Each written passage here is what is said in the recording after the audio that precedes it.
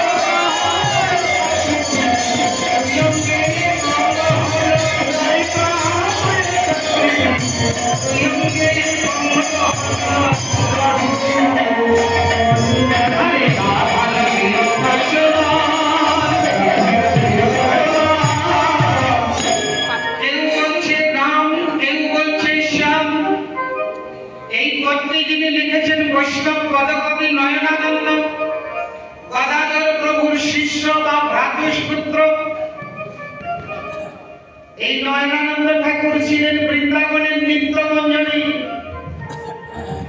এই বৃন্দাবনের নিত্যমঞ্জনী নয়নানন্দ। উনি বলছে তোমরা রাম বলো আর শ্যাম বলো, আমি গৌর ছাড়া কিছু জানি না। তোমরা যেটা বলো নয়নানন্দের মনে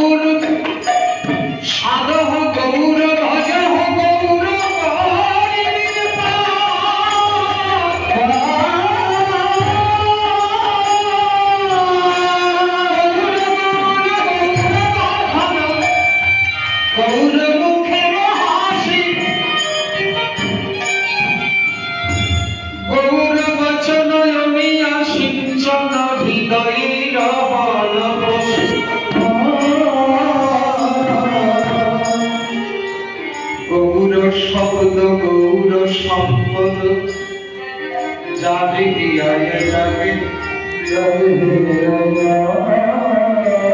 দাস নর হরি তাহার চরণে সদর শরণ আমি তার চরণ ধুলি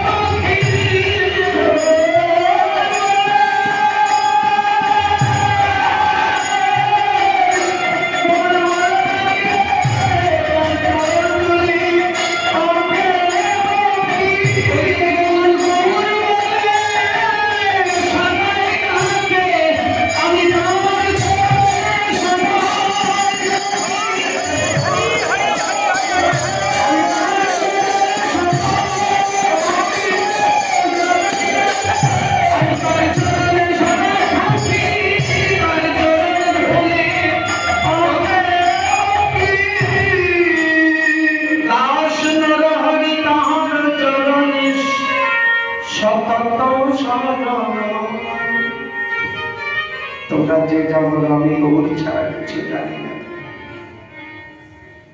এইভাবে প্রতিদিন সেবা সম্মানে কীর্তন, কিন্তু এই যে দরজা বন্ধ করে মহাপ্রভু আজকে ভাবছে এই দরজা বন্ধ করে যদি কীর্তন হয় তাহলে তো জীব উদ্ধার হবে না, সবাই আসতে হবে, গাইতে হবে, শুনতে হবে, তবে তো জীব উদ্ধার হবে। তাই সবাই যেন আসতে গাইতে শুনতে পারে তার একটা বিধান করতে হবে। কি করলে? নবদ্বীপ থেকে শান্তিপুরে অদ্বৈত প্রভুর গৃহে এসে কিভাবে নামযজ্ঞের বিধান করবেন বিচার করছে, আমাদের পালন দিচ্ছে।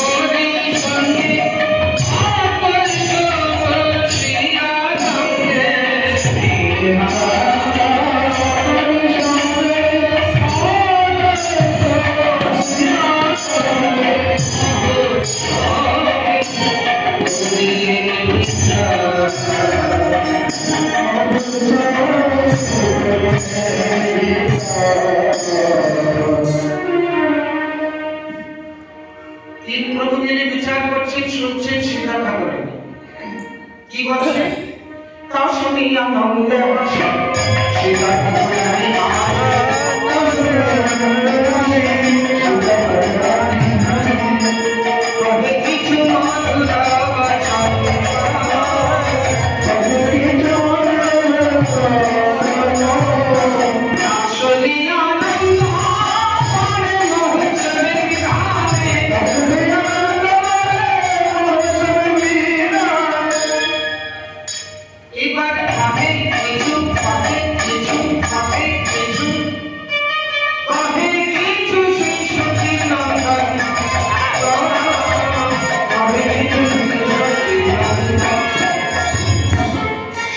ঠাকুরানী শতাংশ করিয়ানি ঠাকুরানী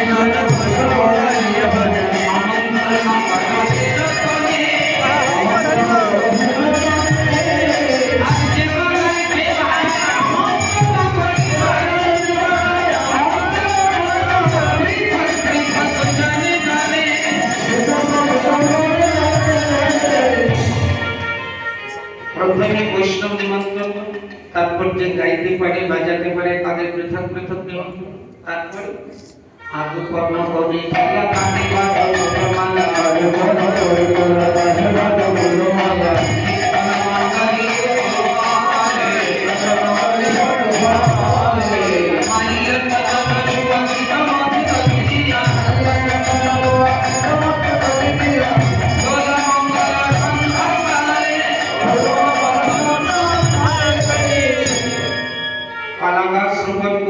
ফুলের মালা দিয়ে এই কীর্তন মন্ডলী রচনা মাল্য চন্দন ছোঁয়া কৃত মধু দধি এই মাঙ্গলিক দ্রব্য দিয়ে এই খোলমঙ্গল অধিবাসের আরেক নাম খোলমঙ্গল।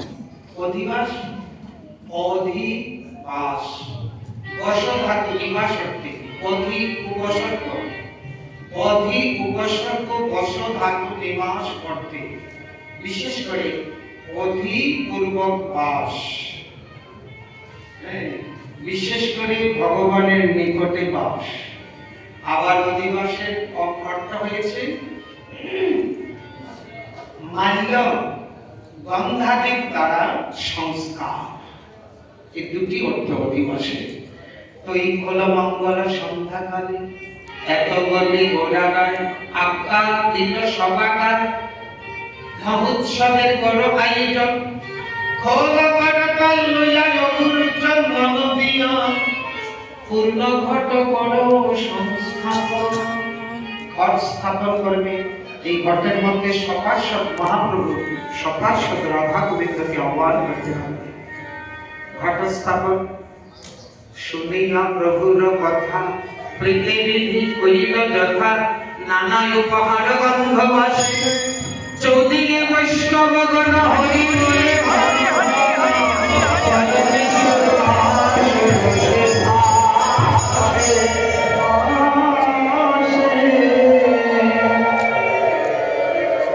রাম রম্ভা আরোপণ পূর্ণ ঘট সংস্থাপন আম্র পল্লব সারি সারি বিজয় বেদ ধ্বনি করে নানি করে জয় করে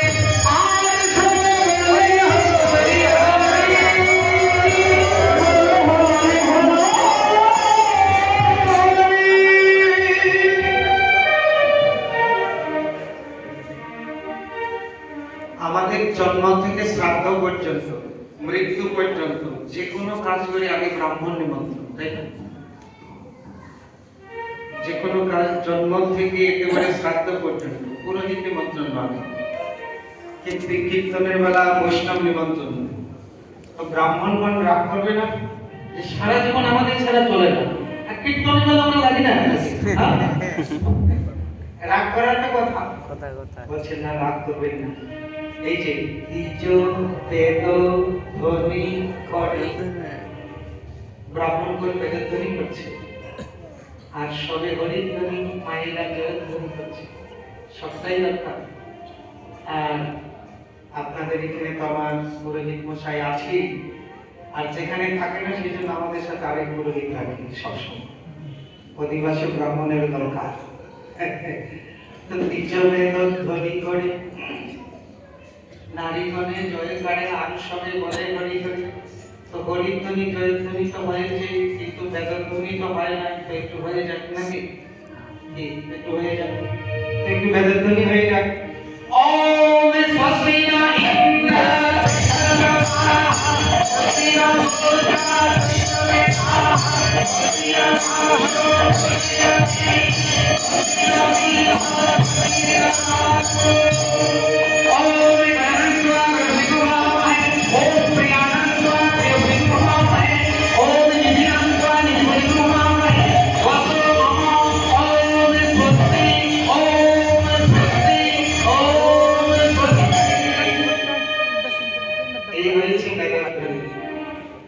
আচ্ছা, আমরা যারা স্বস্তি ভাষণ জানি না আমরা যারা ষষ্ঠী বাচন জানি না তারা কি করব? উচ্চারণ করো কঠিন, লেখা আছে একটা উচ্চারণ করতে হবে আরেকটা বড় কঠিন। তো আমরা যারা জানি না তারা কি করবো? বলে এত দাঁত ভাঙা উচ্চারণের দরকার নাই, আর সবে বলে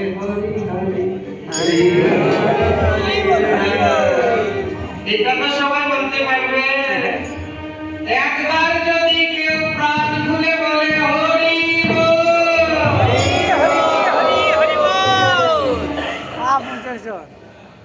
চারিবে দত্তরের থেকেও আরো বেশি ফল হয় একবার হরি বল। শাস্ত্রে বলছে পৃথিবী 100 বার পরিক্রমা যদি কেউ করে, কতবার? 100 বার। একবার করা সম্ভব? সারা পৃথিবী 100 বার যদি কেউ পৃথিবী পরিক্রমা করে, অশ্বমেধ যজ্ঞ, গোমেধ যজ্ঞ, নরমেধ যজ্ঞ, শ্রাদ্ধ, বিশ্ব শান্তি যজ্ঞ, যজ্ঞ দক্ষিণা সহ যদি সব যজ্ঞ করে, ঋগ, সাম, অথর্ব, যজুর্বেদ যদি সব অধ্যয়ন করে, অন্নদান, গোদান, সোনাদান, ভূমিদান, কন্যাদান, যত দান আছে সব দানও যদি করে, সব মিলিয়ে যে ফল হয়, আর একবার যদি কেউ বলে হরি বল, ওই একবার হরি বলার ফলের 16 ভাগের 1 ভাগের মধ্যে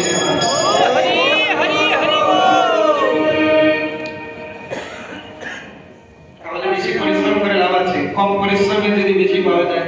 আমি সবে বলে হরি হরি সকলে হইয়া বস, আরম্ভিলা চৈতন্য কীর্তন, তোমরা বৈষ্ণব গণ মরে নিবেদন, সবে আসি করিবেন শ্রবণ। সংকীর্তনের অধিকারী হইলেন নরহরি, বিলসই শ্রী রঘুনন্দন। এই রঘুনন্দন হয়েছে কীর্তন মণ্ডলীর ভাগ, তার কাজ আহ্বানীয় সভা করে, বচন বিনম্র করে আস্বাদিবা গৌরাঙ্গের। সবাইকে বিনম্র বচন আহ্বান করতে হবে, কেউ যেন ব্যথা না পায়।